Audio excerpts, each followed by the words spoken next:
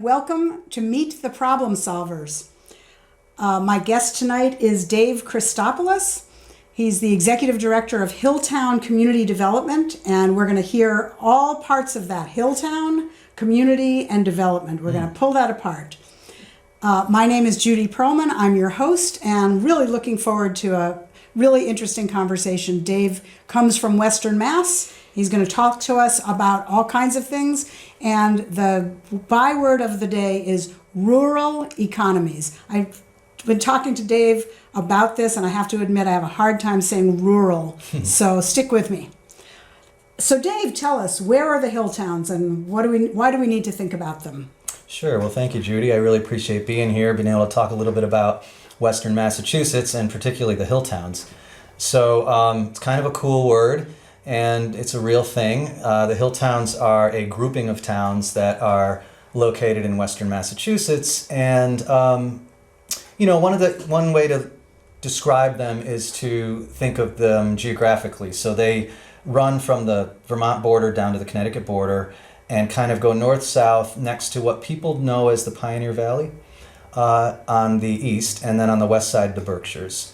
And the Hilltowns are a series of small towns that typically have about 1,000 people living in each town, and they're contiguous, they're connected, and they are high in elevation. So they're called the Hilltowns because I live in the town of Goshen, and my house is about 1,200 feet, 1,400 feet up on these little hills.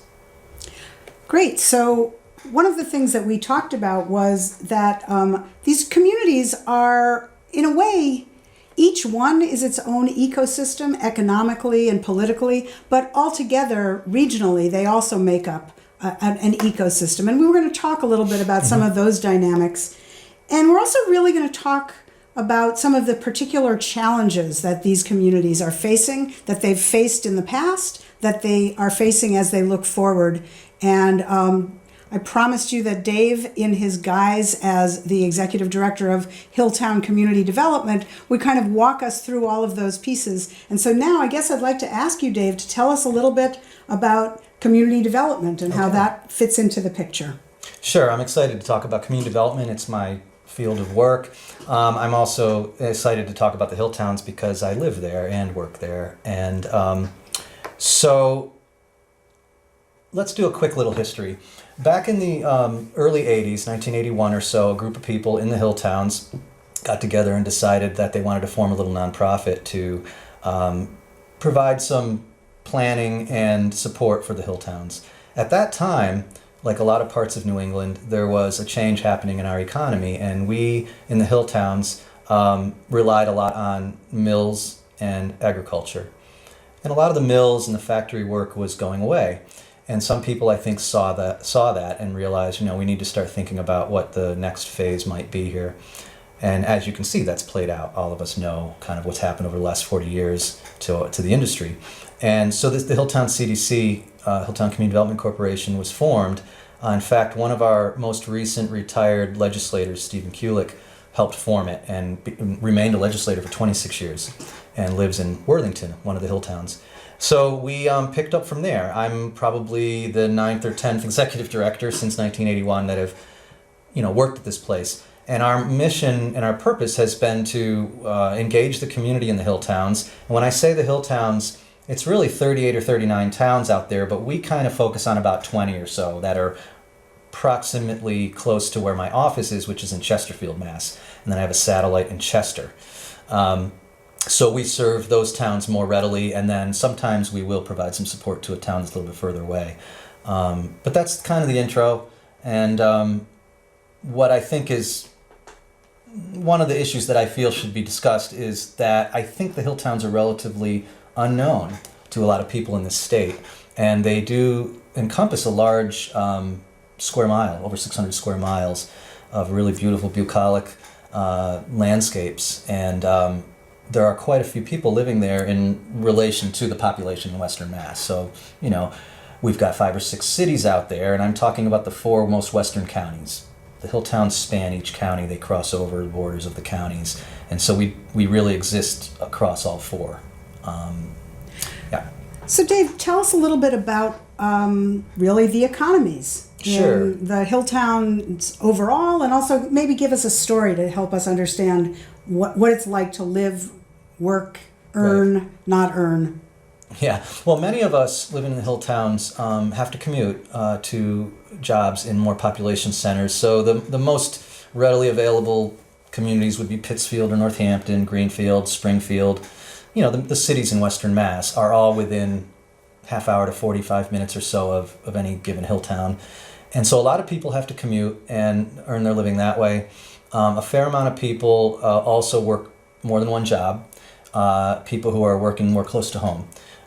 There's a strong history of agriculture and farming in the Hilltowns, and our organization sees that as a very important part of our culture and history. And so we do support local farmers through our small business program, one of the things we offer.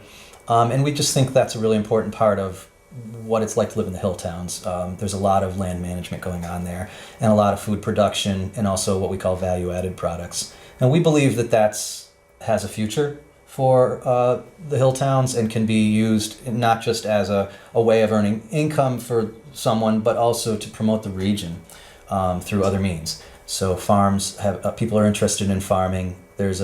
Seems to be a movement now for healthy food and locally sourced food and that kind of thing. So the Hilltowns are in good position there. And then the other area that I'd mentioned before is people working for themselves. There's a lot of self-employment, a lot of artists, a lot of musicians. I myself am a professional musician, and I earn part of my living doing that. I travel, I play for other people, I record, and there's a lot of my neighbors who are in the arts and supporting themselves one way or another that way. So it's a pretty diverse way of making a living. We are far from services and far from population centers, so we don't have a lot of commercial activity in the Hilltowns. We tend to have to go into the small cities for services, shopping, goods and services, that kind of thing. So you're going into the cities for healthcare and things like that. So that's certainly, I don't know if I would call that a hardship. Would you call that a hardship? Well, it's you don't move out there unless you're prepared to live that way. I wouldn't say it's a hardship, although it may be for some people. I think that it's a reality of living in a rural community. And I think all across this country, there are rural communities who, in many ways have been left behind a little bit from the economic advances of today's world. And that's difficult. The transition has been difficult, and we're not immune to it in Massachusetts. I think we're a little more protected here. We do benefit from a strong economy in general, and we benefit from the cities that are fairly close by. Whereas in other parts of the country, there are some rural regions that are really cut off. Right. It's not quite that here. But relative to Massachusetts, this is an urban state. Let's face it. So I think politically speaking, we have a lot of challenges in terms of our voice being heard. Because we're far out west and we have very few people. And our form of government is mostly volunteer.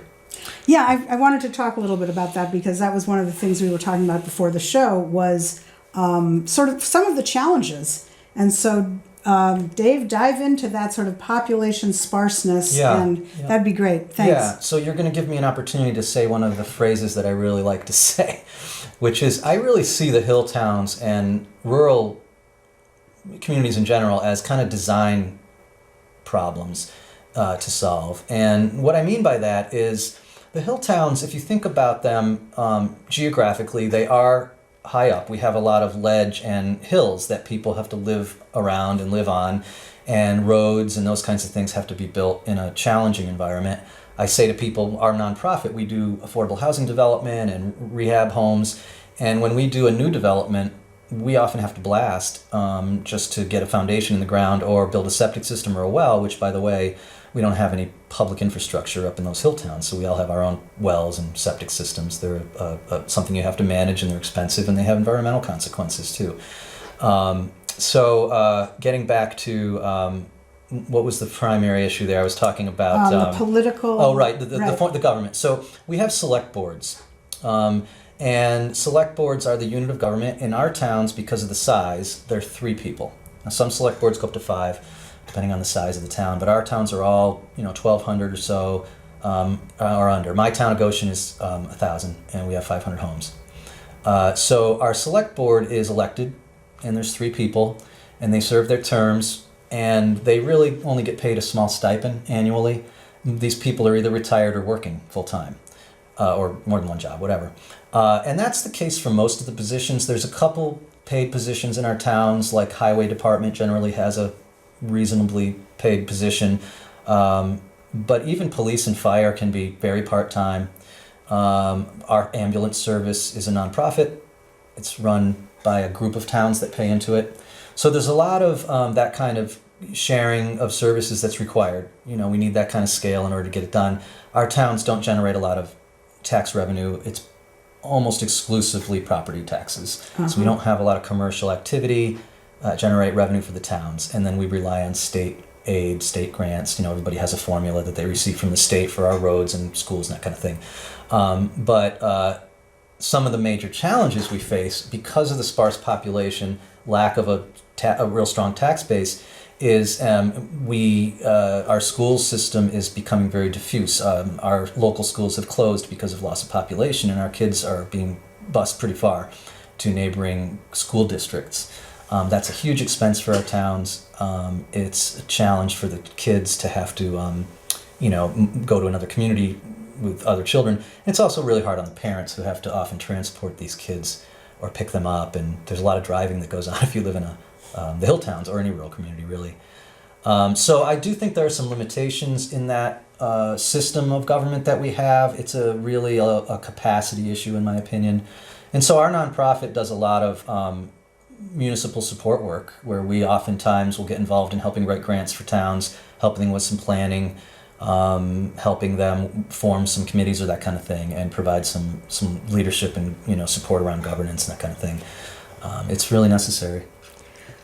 So we are here at Meet the Problem Solvers. Our problem solver expert tonight is Dave Christopolis. Thanks kind of putting us in the picture of what it is like to be in the Hilltowns. It seems challenging, but also very beautiful.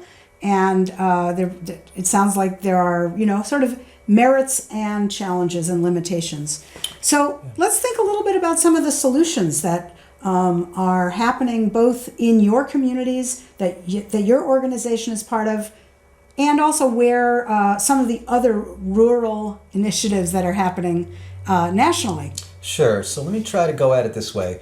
The nonprofit Hilltown CDC, we're involved in a number of programs in the Hilltowns, and they're all kind of focused on either economic security or the economic future. We work with the housing out there. We build housing, rehab housing, and we do social service support too. So we're kind of providing a safety net, as well as kind of stuff you might see a planning commission or a chamber of commerce do to some degree. But I do feel like at times we nibble around the edges. We're a nonprofit. We have a limited ability to bring in capital and that kind of stuff that's really needed to transform a community. So I think some of the solutions really require state government as well as local initiatives. So one of the things that I'm trying to do in my role at the CDC is to engage with state government to help them understand, like what we're doing today. I don't expect people to understand what goes on in our towns if you're not out there on a regular basis. So we need to be able to communicate. The state government's an important partner. There's a lot of exchanging of money that goes back and forth between the towns and the state. And there's a lot of public policy that gets generated. Mm-hmm. And again, we do have a fairly urban state, and I think that it's important that we help the state government understand what our needs are and be very clear about it and be realistic about it. So that's what I'm working on, and one of the approaches is to really think regionally about how we can work with state government to create some systems that are efficient for the towns around whether it's cost sharing, bulk purchasing, sharing positions even. Uh-huh. Now, if we have a bunch of part-time people, it would be great if we could share some of the positions across the towns to create full-time jobs for people, that kind of thing. I also think that there are some public policy areas that I feel could make a big difference for our towns in terms of recognizing the limited capacity that we have to respond to grant opportunities at the state, for example. There are a number of really great state resources that are available to towns like ours, but oftentimes our towns miss out on it because they don't have someone who's capable of following the the deadlines and that kind of thing, or really don't have any grant writers. There are talented people who work in the towns who probably could get a grant done if they had the time, but often they don't. So I've played that role. Often at the CDC, we've tried to partner with the towns and state government as an intermediary. So I'm kind of trying to help the government understand a little bit what the needs of the towns are, and I'm helping the towns figure out how they can respond, because it's a two-way thing. If you respond to it and you get the grant, then you have to implement the grant, and that takes capacity and takes commitment from people. So it's a very challenging set of circumstances, because it's great to get some money, it's great to be able to do something, but you've got to get the people to do it, and oftentimes they're not going to get paid. They're going to have to volunteer more. That's a real issue. So that's something else on top of their work lives, yeah, or their regular work lives. It's something else that is asked of them. Yes, and it does provide an opportunity for people to be directly involved in the future of their community in a way that's probably harder for some people in a very dense urban setting to get your voice heard. But if you come to a town meeting in a town of 500 people, there's a chance you're going to have a good chance to speak your mind, and you're going to be listened to. So part of it is trying to encourage and cultivate leadership in our community. It's not acceptable to me if the Hilltown CDC solves the problems. That's not my goal. My goal is to try to use our organization, the resources we have, and the money that we can often bring into the community to empower other people to become leaders of the community. It's not good enough for me if we take that role on. That's not really the purpose of our organization. What I want to do is work with people in the community who want and are motivated to lead the community and empower them. So that it can just be, I think it's much more authentic that way. So we're providing a lot of opportunities to engage the community public arenas and taking on a topic. Hey, let's talk about that for a second, because one of the things we had talked about a little bit before the show was basically the explosion of arts in Western Mass. And tell us a bit about who's out there and what's going on. Right. So if you think about Western Mass, there's a good chance folks out here in Boston are pretty familiar with Tanglewood. Right. We have the Boston Symphony Orchestra out there every year. It's world renowned. And the Berkshires really have a number of world-renowned arts-related organizations like Jacob's Pillow and those kinds of things. Just unbelievable.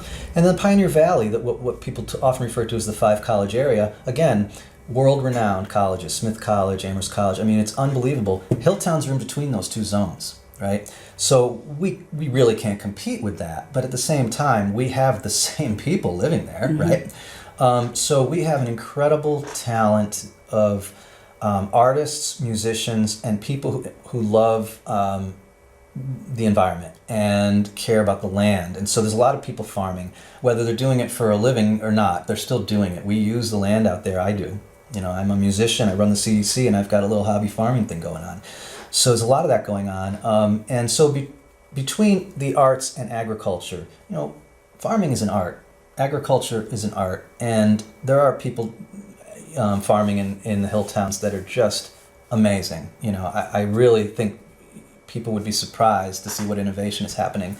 And with the arts, it's challenging. I mean, people live far from each other, and we don't have a lot of venues where we can bring people together, but we do when we can. And one thing I'll tell you happens every Friday throughout the year is Friday Night Cafe. I've been a part of this at one of the churches where they have a music event every week and feature local artists. That's really fun. One of the things we've done with the CDC is engage local artists, and for the second year in a row now, we've helped sponsor a studio tour for artists. And this is where someone like yourself could come to the Hilltowns on a weekend that we promote and drive around to people's homes. Not only are you going to see this beautiful historic farmhouse that's been restored or whatever that you really aren't going to see in any other part of the country, right? This is where these homes are. They're historic, beautiful homes. They're some of the oldest. You'll also see this person's art. And I always tell the story 2 years ago when we did it. We had the tour, and one of the artists told us that they paid their mortgage with just that weekend. So this is like an example of something that we're doing that's promoting the arts, bringing in money for artists, and it was successful. Second year, we're already planning next year. The other thing I wanted to mention, Judy, that's also I kind of briefed on was food. And we do have a lot of people who are very interested in improving the conditions for farmers there. We're working on that. But it's also the other side of the equation, which is retail. And we have a real food desert kind of situation going on in the Hilltowns, where we have a small co-op grocer that we support, and we also have a small market that pretty much serves the towns I'm talking about. And the market is for sale, the little supermarket. We've been involved in this. Just to give you an example of a community-led effort that I was really impressed. I got involved, and a couple months ago the owners contacted us. They wanted to retire and sell, but they wanted to make sure that it was kept a store. This is a real long story. We can't get the whole thing today, but my point is that we called a community meeting and saw if people in town were interested in supporting this little market, and how important was it to people to have a local food place rather than have to drive to Northampton to get food. There was about 175 people in the Grange Hall that night for this community meeting that was not required. You didn't have to come. It was on your own volition. People came, they were coming out the doors because there was so many of them. And when we asked the question, how many people here would like to keep this little grocery store, every single hand went up. So it tells me, that people really care about this stuff, and it's really hard to do. And so we have spent numerous hours over the past 2 months poring over this small business to try to figure out, is this a feasible business that a group could purchase and move forward with? And there's even enough interest in the community that they're thinking about buying it as a group, as a community. So that they can, control the situation a little bit. It brings up the whole issue of succession planning in our community. We're an aging community, and a lot of the people who have established businesses that have been successful are reaching retirement age, and there's not a lot of younger people who have an interest in coming to a rural community like that, or maybe they're not aware of the opportunity. And part of what we're trying to do is create opportunities and conditions that might be attractive to people who might want to relocate, because it really is a great quality of life if you're willing to give it a shot, and I think we are really looking to open up that conversation a little more. Yeah. Sounds great. I mean, it's very interesting because you've told us, without crying about it, but you've said there are some real challenges there. You have an infrastructure that is house by house, building by building, and you really can't create a public infrastructure. It's so hilly, and the rock is so hard, you can't build big things. It's very expensive. Very expensive. And there's risks to the environment and stuff like that you have to deal with. I do think that there are reasons why the Hilltowns have some of these challenges. Mm-hmm. And part of it is the history of development or lack of development, and so today is different than it was 20, 30 years ago. And what the issues that we're trying to deal with, the outmigration of young people and the loss of population is a real serious factor, that really impacts our capacity and is a very challenging thing for a lot of rural communities in this country. So we really need some help with that, I believe. This is there's a change happening, right. Demographically, it's happening in our country, and we're not immune to that, right? So we're really focused on the future, and I really believe that we could be a model for 21st century rural communities, and that's my hope. So this is Meet the Problem Solvers. I'm Judy Perlman. This is Dave Christopolis.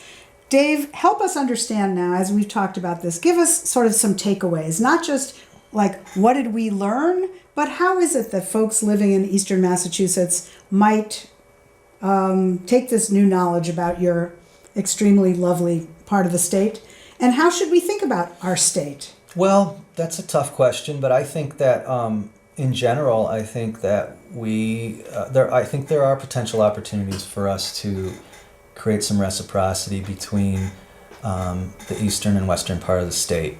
And some people are focused on transportation; they want to train, all these things. I'm cool with all that, but I also want us to focus on us as people and making connections. We're not that far. I came out here in less than 3 hours to meet you in Cambridge today. It's not that difficult to travel back and forth. So I would encourage people to do a little bit more of that. Come on out and check it out. And you can always look up my place, the Hilltown CDC, and we can kind of orientate you to the area. There's lots of fun things to do in the summer, and then in the winter, skiing and cross-country skiing, that kind of thing. So just to maybe come out and recreate a little. But in terms of how should we look at, I mean, we're a state, and we have an ecosystem that has to do with our economy, our services, all the things that make up our state, and the Hilltowns are a part of it. I mean, we're an essential part of it, and I think we can be seen as an asset to Massachusetts because it is a fairly dense part of the state out here. There's every time I come here, I'm in traffic. I have a hard time finding a parking place, so a lot of my time is taken up by that. If you come out to the Hilltowns, you're not going to have that problem. You're not going to sit in traffic. You're not going to have a hard time finding a parking place. You're going to get to what you're going to do, and you're going to get it done right away. Mm-hmm. So, I'm joking a little bit, but I think that, we have felt historically that it's been hard for our voice to be heard. I think that me being out here is just a great feeling that, I can talk a little bit about our community and hopefully turn a few heads, and we can, continue to develop this relationship. There is a fair amount, like I'd said a couple times, there's a fair amount of work I think that could be done with state government.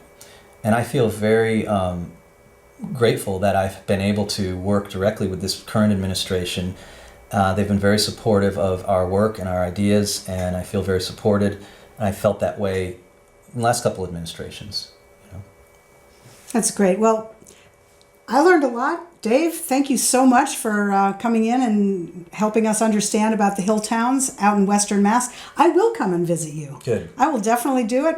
These hot days, maybe there's a pond. I bet there are a lot of ponds. There's lots of water. Lots I have of water. a river behind my house that's beautiful, but Nice. we have a couple lakes in my town that are just gorgeous. You will do that, and I'll show you around. Okay. It'll be really great. So thanks everybody for being with us on Meet the Problem Solvers. Again, Dave Christopolis, thanks so much for telling us about the Hilltowns.